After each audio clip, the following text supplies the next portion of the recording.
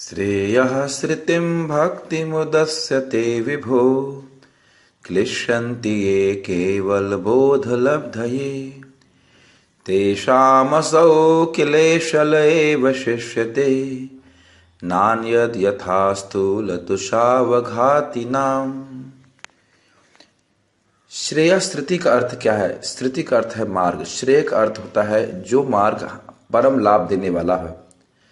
तो कह रहे हैं ब्रह्मा जी कि श्रेय श्रुतिम भक्तिम, भक्ति जो है वह परम लाभ देने वाला सर्वश्रेष्ठ मार्ग है। लेकिन हे विभो, हे भगवान, कुछ लोग इसको उदस्य मतलब इसको त्याग देते हैं। तो उन्हें क्या प्राप्त होता है? क्या उन्हें कुछ लाभ मिलता है? तो कहते हैं क्लिश्यन्ति ये केवल बोध लब्धे।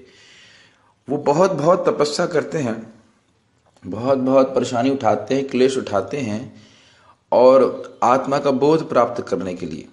लेकिन क्या मिलता है? तेषाम असौ क्लेशल एव शिष्यते, अर्थात उससे अगर कुछ लाभ प्राप्त हुआ तो उनको केवल क्लेश ही प्राप्त हुआ और कोई लाभ उनको नहीं मिला। जैसे चावल की भूस स्थूल तूष मतलब जिस चावल के भूसे में चावल का दाना निकाल लिया गया है।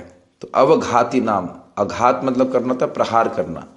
तो अगर चावल के भूसे पे कोई व्यक्ति प्रहार करे तो उसे केवल हाथ में दर्द प्राप्त होगा और कुछ नहीं, कोई लाभ प्राप्त नहीं होगा। ये श्लोक का अर्थ है। अनुवाद में इस प्रकार से बोल रहा हूं, हे प्रभु, आत्म साक्षात्कार का सर्वोत्तम मार्ग तो आपकी ही भक्ति है। यदि कोई इस मार्ग को त्याग करके ज्ञान के अनुशीलन में प्रवृत्त होता है तो उसे क्लेश उठाना पड़ेगा और वांछित फल भी नहीं मिल पाएगा, आत्म साक्षात्कार प्राप्त भी नहीं होगा। जिस तरह थोथी भूसी को पीटने से अन्न या गेहूं नहीं मिलता, उसी तरह जो केवल चिंतन करता है उससे आत्म साक्षात्कार नहीं हो पाता, उसके हाथ केवल क्लेश लगता है। अगर आपने याद हो तो पिछले वाले श्लोक में ब्रह्मा जी ने ज्ञान मार्ग को बिल्कुल त्यागने के लिए बोला था और कहा था कि भगवान की कथा के श्रवण कीर्तन में व्यक्ति लगा रहे और इसके द्वारा वह भगवान को बड़ी आसानी से जीत सकता है, वो भगवान जो किसी के द्वारा जीते नहीं जाते। तो अब वो है ज्ञान मार्ग की हीनता को प्रस्तुत कर रहे हैं ब्रह्मा जी। श्री विश्वनाथ चक्रवर्ती ठाकुर कहते हैं कि भक्ति के किसी भी अंग का अनुसरण करके, जैसे श्रवण कीर्तन इत्यादि, व्यक्ति पूर्ण सफलता प्राप्त कर सकता है। जैसे कि हमने पिछले श्लोक में सुना था, भगवान के बारे में सुनने से भगवान जीत ले जाते हैं। नरसिंह पुराण में इस तथ्य को पुष्ट किया गया है कि पूर्ण पुरुषोत्तम भगवान, उनकी पूजा, श्री कृष्ण की पूजा पत्तों से, पुष्पों से, फल से और जल के द्वारा भक्ति भाव से की जा सकती है। और ये सारी वस्तुएं आप जानते हैं कि सब सर्व सुलभ है, किसी को भी प्राप्त है। ये नहीं कह सकता व्यक्ति कि मैं इतना गरीब हूं कि मुझे पत्ते, पुष्प, फल और जल नहीं मिलते। तो प्रश्न ये उठाया जा रहा है आचार्य जी के द्वारा कि फिर अलग से मुक्ति के लिए प्रयास करने की क्या आवश्यकता है, अलग से ज्ञान का अनुशीलन करने की क्या आवश्यकता है? ये तो निश्चित रूप से मूर्खता ही है। लेकिन बावजूद इसके कि सब सत्य है कि भक्ति बहुत सर्वश्रेष्ठ मार्ग है, फिर भी कुछ लोग ऐसे होते हैं मूर्ख, जो भक्ति को त्याग देते हैं और निर्विशेष ज्ञान का अनुशीलन करने के ऊपर चल पड़ते हैं और उससे केवल उन्हें कष्ट प्राप्त होता है। यही इस श्लोक का आशय है। जो व्यक्ति भक्ति त्याग देता है और अन्य मार्गों पर चलता है, वह बहुत मूर्ख व्यक्ति है। वह अपनी प्रेम करने वाली माता को त्याग करके एक पिशाची के पीछे का आश्रय लेता है। श्रील श्रीधर स्वामी कहते हैं कि ज्ञान मार्ग कैसा है? वह एक सूखा पथ है। आप कल्पना कर सकते हैं, एक पथ जहां केवल धूल ही धूल हो, न कोई पेड़ हो, न पानी है, कुछ भी नहीं, और अकेले चलना है। लेकिन भक्ति जो है वह एक शहद की बहती हुई ठंडी नदी की तरह है। आप देख सकते हैं भक्ति में कितना सहायता मिलती है। एक भक्त गाता है तो अन्य भक्त उसके पीछे गाते हैं, और एक ज्ञानी अकेला बैठ के क्या ध्यान कर रहा है कुछ नहीं पता। अगर वह कोई भोग का भी ध्यान कर रहा हो तो दूसरा ज्ञानी उसकी कोई मदद नहीं कर सकता है। लेकिन भक्ति में तो हर तरह से सर्वथा मदद ही होती है। और भक्ति में कितनी सुखमय चीजें हैं। भगवान की कथा सुनने को मिलता है, भगवान का प्रसाद खाने को मिलता है, भगवान का सुंदर दर्शन मिलता है, जो कि सहज क्रियाएं हैं जीव के लिए, और उन्हें केवल कृष्ण को समर्पित करना होता है। तो भक्ति में तो सुख ही सुख है। अब यहाँ पे श्रेय सत्यम को बता रहे हैं। श्रेय का अर्थ है परम लाभ। हम कुछ ऐसे कार्य करते हैं जिससे हमें कुछ आगे लाभ प्राप्त हो, उसको श्रेय कहते हैं। और कुछ ऐसे कार्य होते हैं जिससे हमें तुरंत लाभ होता है, इसे प्रेयस कहते हैं, प्रेय। तो श्रेय का अर्थ ये है कि हम आज कुछ कार्य कर रहे हैं जिससे आगे हमको बहुत लाभ हो। तो श्रेय श्रुतिम का अर्थ है कि जब कोई व्यक्ति भक्ति करता है तो उसे अन्य मार्गों के फल भी अपने आप मिल जाते हैं। कर्म मार्ग का फल है स्वर्ग प्राप्ति, ज्ञान मार्ग का फल है मुक्ति। तो अगर भक्त चाहता है तो मुक्ति और मुक्ति अपने आप उसे प्राप्त होता है। अपितु मुक्ति के संबंध में कहा जा रहा है भुक्ति मुकुलितांजलि सेवितस्मान। अगर किसी के हृदय में शुद्ध भक्ति है भगवान के प्रति तो मुक्ति हाथ जोड़ करके उसकी सेवा में लगी रहती। और अन्य सिद्धियां, स्वर्ग प्राप्ति इत्यादि तो समय प्रतीक्षा, वो प्रतीक्षा करती हैं कि कब उनको भगवान श्री कृष्ण के भक्त की सेवा करने का मौका मिलेगा।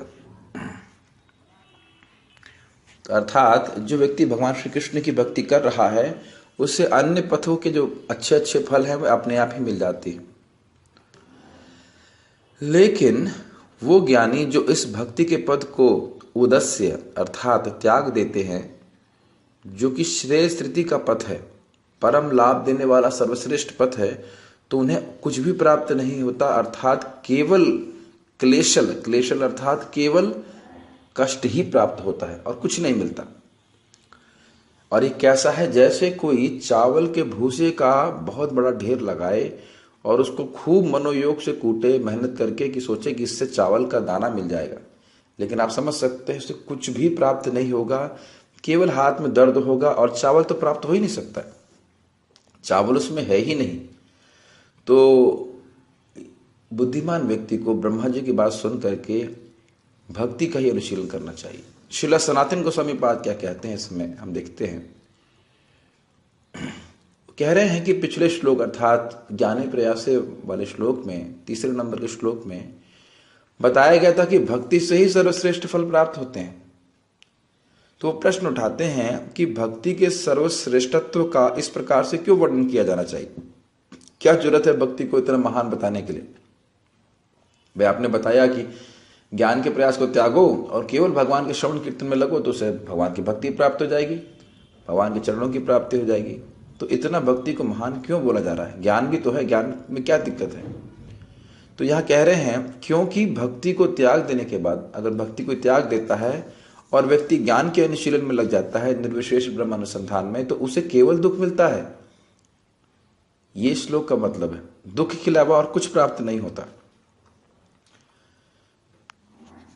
और अद्भुत बात यह है कि भक्ति में बहुत सारे सुस्वादु विषय होते हैं, जैसे कि हमने सुना था भी कि भक्ति को शहद की एक धारा से, शहद की स्थिति, शहद की नदी से कंपेयर किया जा रहा है, उपमा दी जा रही है। फिर भी कुछ मूर्ख लोग होते हैं जो इसे त्याग देते हैं, और न सिर्फ त्याग देते हैं, बहुत दूर चले जाते हैं, इतने विरक्त होते हैं कि वो भक्तों से ही विरक्त हो जाते हैं, भगवान की कथा से ही विरक्त हो जाते हैं, भगवान की कथा का कोई आदर नहीं करते। जबकि हमने देखा था श्लोक क्रमांक 3 में कि जो व्यक्ति भगवान को जीतने की योग्यता रखता है वह भगवान की कथाओं को बहुत आदर करता है। तो ऐसा जो मूर्ख ज्ञानी है, असली ज्ञानी नहीं है, उनका भगवान की कथाओं के प्रति कोई आदर नहीं होता, अपितु तो वह सोचते हैं भगवान का कीर्तन, नाम, कथा इत्यादि सब माया का विकार है। लेकिन वह भक्ति से रहित इस प्रकार के आत्म साक्षात्कार को प्राप्त करने के लिए केवल कष्ट ही उठाते हैं। जब भक्त भक्ति करते हैं तो उन्हें क्या साक्षात्कार होता है ये समझ लेना चाहिए। वो समझते हैं कि वो कौन है, वो अपने स्वरूप का अनुभव कर पाते हैं, और वह यह भी समझ पाते हैं कि भगवान कौन है और भगवान से उनके क्या संबंध है। इस प्रकार के लोग भगवान से अपना संबंध नहीं जानना चाहते, भगवान को नहीं जानना चाहते, वह केवल अपने आप को आत्मा के रूप में समझना चाहते हैं। लेकिन यह कह रहे हैं कि उनको ये भी बोध प्राप्त नहीं हो पाएगा। अगर कुछ लाभ मिलेगा तो यही कि उन्हें कष्ट मिलेंगे और कुछ नहीं मिलेगा। अब वो कह रहे हैं कि वह शुद्ध आत्मा का बोध प्राप्त करने के लिए यम नियम इत्यादि का पालन तो करते हैं, बोध लब्धये, वो चाहते हैं कि आत्मा बोध उनको प्राप्त हो, या फिर वह आत्मा का बोध प्राप्त करना चाहते हैं जिसमें भक्ति मिश्रित ना हो, अर्थात केवल बोध लब्धये, मतलब वो चाहते हैं कि भगवान की भक्ति उन्हें प्राप्त ना हो, केवल अपने स्वरूप अपने आत्मा को अनुभव कर पाए, लेकिन उन्हें कुछ प्राप्त नहीं होगा, केवल कष्ट मिलेगा। और कोई व्यक्ति कहे ठीक है स्वर्ग और हृदय का शुद्धिकरण तो मिल सकता है ना, ठीक है बोध नहीं मिलेगा लेकिन हृदय तो कम से कम शुद्ध होगा ना, या स्वर्ग की प्राप्ति तो होगी ना। तो कह रहे हैं एव मतलब कुछ भी नहीं मिलेगा, केवल कष्ट मिलेगा, केवल कष्ट मिलेगा, इसके अलावा कुछ प्राप्त नहीं होगा। अर्थात अगर भक्ति को त्याग देते हैं, भक्ति का निरादर करते हैं, तो उनके जो पथ हैं वो कोई भी लाभ देने वाले नहीं है। लेकिन कोई कह सकता है कि भाई योग के द्वारा तो व्यक्ति धन और प्रतिष्ठा प्राप्त कर सकता है, लेकिन शब्द आया है न अन्यथ, अर्थात जो कोई भी पथ अन्य है वह कोई भी फल नहीं दे सकते भक्ति के बिना। इसीलिए बहुत सारे लोग जो ज्ञानी होते हैं वो ज्ञान का अनुशीलन तो करते हैं, लेकिन बीच बीच में कुछ हरे कृष्णा, कुछ थोड़ी बहुत भक्ति भी करते हैं। तो ये भक्ति देवी के प्रति अपराध ही है, क्योंकि ऐसे लोग ज्ञान का एक अंग मानते हैं भक्ति को, लेकिन फिर भी भक्ति देवी कृपा करके उनको फल दे देती है, यदि वह वैष्णव अपराधी ना हो, भक्तों के प्रति अपराध ना करे तो।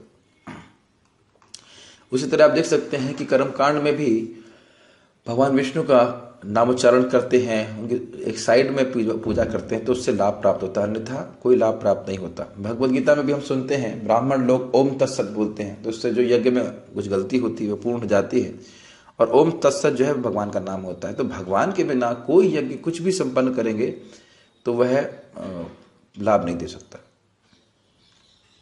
तो उदाहरण दे रहे हैं कि अगर कोई चावल के भूसे को कूटेंगे तो वह केवल अन्य लोगों के लिए हंसी का पात्र बनेंगे, है ना। जैसे आप किसी को देखें कि भाई वो चावल के भूसे को कूट रहा है और पूछे भाई क्यों कूट रहे हो, तो कहे कि भाई मैं चावल प्राप्त करना चाहता हूं, तो ये मूर्खता है। उसी प्रकार से कोई भक्ति को त्याग दे तो उससे कुछ भी लाभ प्राप्त नहीं होगा। और आगे कहते हैं कि भूसा क्या होगा, कि वो भूसा और महीन हो जाएगा और अंततोगत्वा भूसा नष्ट हो जाएगा, और जो कूटने वाला है उसके हाथ में केवल छाले पड़ेंगे। तो इसीलिए सभी को हे भगवान, हे विभु, ते विभु आपकी पूजा करनी चाहिए, और जो आपकी पूजा नहीं करते वह लोग तो नरक में भी गिरते हैं। इस संबंध में वे 11वें स्कंद का एक श्लोक कोट करते हैं, य एषां पुरुषं साक्षात् आत्म प्रभवम ईश्वरम न भजन्ति अवजानन्ति स्थानाद् भ्रष्टाः पतन्त्यदः। श्लोक का अर्थ ये है कि 4 वर्ण और आश्रम के लोग यदि आपका पूजन नहीं करते, जो सभी सृष्टि के स्रोत हैं भगवान कृष्ण का, और आपका अवमान न करते हैं, आपका अनादर करते हैं, तो वह अपने आश्रमों से पतित हो जाते हैं। इसी बात को चैतन्य महाप्रभु उद्धृत करते हैं, 4 वर्णाश्रमी यदि कृष्ण नहीं भजे, स्वकर्म करीते से रौरव पड़ी मजे। अपने आश्रमों का बढ़िया से नियम पालन कर रहा है, लेकिन अगर कृष्ण का भजन नहीं करता है, कृष्ण का अनादर करता है, जो वो कृष्ण जो उस व्यक्ति के भी स्रोत है, पूरे जगत के स्रोत है, तो वह व्यक्ति नीचे गिर जाता है। श्रीमद् भागवतम के 11वें स्कंद के 5वें अध्याय का 3रा श्लोक है। तो हमने ये सीखा इस श्लोक से कि भगवान की जो भक्ति कर रहा है उसे कभी भी अन्य किसी पथ को देख करके भ्रमित नहीं होना चाहिए कि वह पथ उसे कुछ और अधिक लाभ दे सकता है। जो भी लाभ है वह भक्ति से अपने आप प्राप्त हो जाता है, भगवान श्री कृष्ण की भक्ति भी प्राप्त होती है। हरे कृष्ण।